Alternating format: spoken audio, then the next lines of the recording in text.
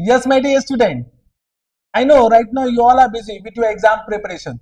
I don't want to disturb you much, but then also I will take your 10 minutes right now for a very important question, that how to complete entire question paper, 100 marks question paper in 3 hours. After every exam, normally in financial reporting for CA final and advanced accounting for CA inter, normally student will say that question paper is lengthy and they are not able to complete entire question paper of 100 marks in 3 hours. At the same time, there will be some student for the same question paper, they will say that they have completed 100 marks paper. It means any student who are not able to complete the entire question paper, it means they are not able to manage the time effectively in exam hall. They don't know how to use the time effectively for each question. How much time should be given for each question, that is not known to them. They will take some more hours for some question and therefore eventually the other question will be left. So in this video we'll discuss two important questions. First, how to manage time for each question in 3 hours. Second, whether to attempt multiple choice question initially or descriptive question initially. This is also very important question. Correct? And at the end also I'll guide you about the order of attempting.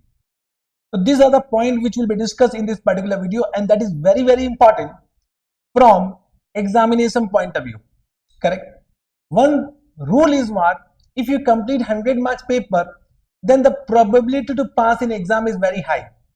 When you are not able to complete 100 marks paper, the probability will be less. It means if you have attempted 80 marks paper, then you should be perfect in whatever question you have written. Got this point? But when you have written 100 marks paper, can you say average 50 marks you will get?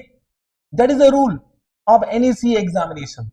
Now let us understand how to allocate time for each type of questions. Got this point? In previous video, I have already informed you about the type of question, how to do presentation. Then one video, I have already informed you how to manage 15-minute reading time. Now, in this video, we are discussing how to manage time in 3 hours to write answer. All these points are very, very important from examination purpose. Let us come to the time allocation. So we all know that we have 180 minutes in our 3 hours time. Out of 180 minutes, what we'll do, we'll create a provision for abnormal type of question. Abnormal means tough type of question. From my point of view, in any question paper, there will be one or maximum two which will be abnormal time, not more than that. Balanced question will direct from ICS study matter which you have done in your previous revision, which you can manage with the sufficient time. But there will be two or one abnormal type of question. For that, we'll create a provision. So it means effectively you have 160 minutes. Now, out of 160 minutes, we'll allocate 45 minutes to MCQ question. Not more than 45 minutes. You need to give maximum 45 minutes to multiple choice question, not more than that. It means for descriptive question, now you have 160 minus 45, this means 115 minutes, 115 minutes, and descriptive question will be of 70 marks. So if you divide 115 divide by 70, it means for each marks, for 1 marks of descriptive question, you have 1.65 minutes. Correct? Understood? For 1 marks of descriptive question, you have 1.65 minutes. So in this week, you can now find out how much time is required for each type of question. Suppose a question of 14 marks, so you have 23 minutes, not more than that. A question of 10 marks, 60 minutes.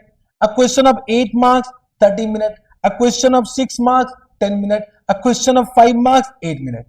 This become the minimum, this become the sufficient time which you will have to write down the answer. Understood? Now out of this, whether it is a 40 marks question, 10 marks question, in exam hall, 1 or 2 question will be of abnormal type. So suppose you are writing a mandatory question of 14 marks, and if you think you are not able to complete in 23 minutes, you extra required 5 minutes, 10 minutes. Correct? So you can use from this provision. Means for abnormal type of question of 14 marks, you have 23 plus 10, means you have 33 minutes, and you can easily complete that question in 33 minutes. But that 20 minutes need to be used only for abnormal type of question. Means if you have some question which are very simple, which are directly from ICS study matter, you know what to do, what need to be written. So that for that question you to write as per the time prescribed. Means if you are writing a 10 marks question which is very simple, that is not abnormal time, now you need to give only 60 minutes. Don't give more than 60 minutes. Chalo, plus 1 minute, plus 2 minutes chalega, but not beyond that.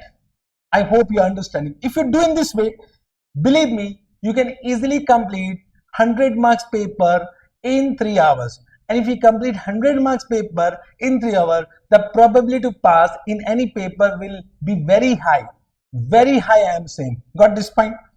Now the second question which need to be cleared at this point of time, whether you should attempt MCQ question initially or descriptive question initially. From my point of view, you know that MCQ question is mandatory. You read and attempt it. And can I say, out of MCQ question, means whatever questions are given, out of 15 question MCQs, 10 question will be manageable. 5 question will be of that type in which you will have doubt about option 1, option 2, option 3, option 4, like this. But 10 question, believe me, it can be easily manageable.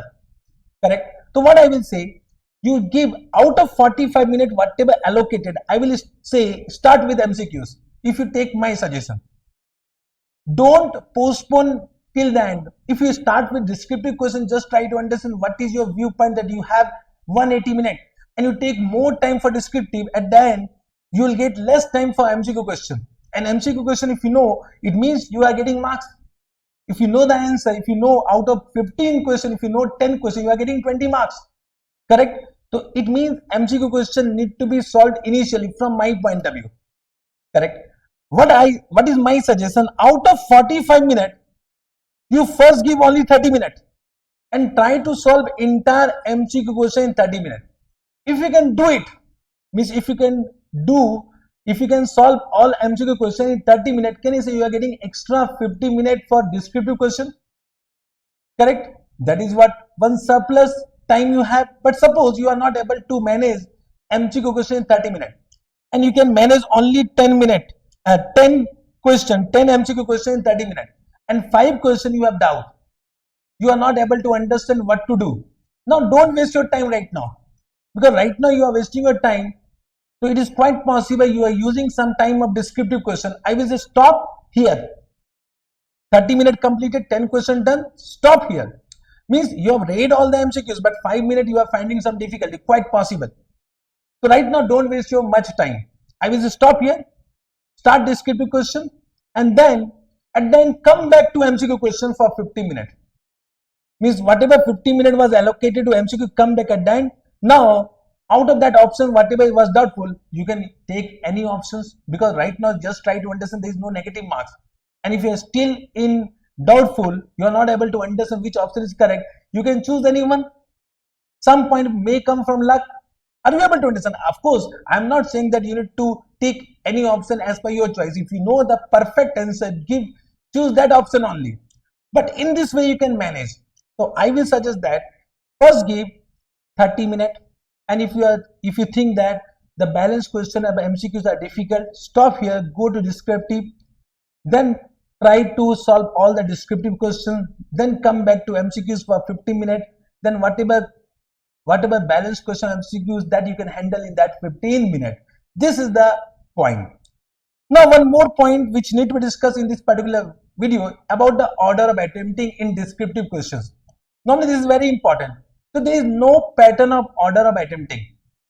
Means you can attempt as per your choice. Normally what happens, suppose question number 2, question number 1 will have only one question, but question number 2 may have multiple questions. For example, 2A, 2B, 2C, like this. Similarly, question 3 may have 2 questions in that, 3A, 3B. So point is that when you are attempting question number 2, whether you need to attempt 2A, B, C, D simultaneously, no.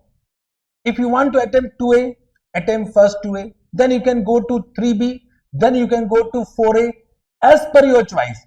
But whenever you are attempting a new question, start from a new page and write down the question number in capital letter in the middle of page.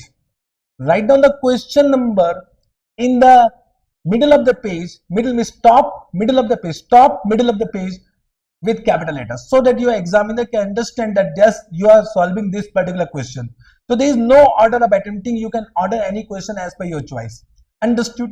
This was from my point of view. If you follow this, believe me, you can easily complete 100 marks paper in 3 hours. All the best for your exam. Tomorrow exam is going to start. My all the best wishes are with you. I know that this time you are going to crack the exam. Best wishes. Love you all.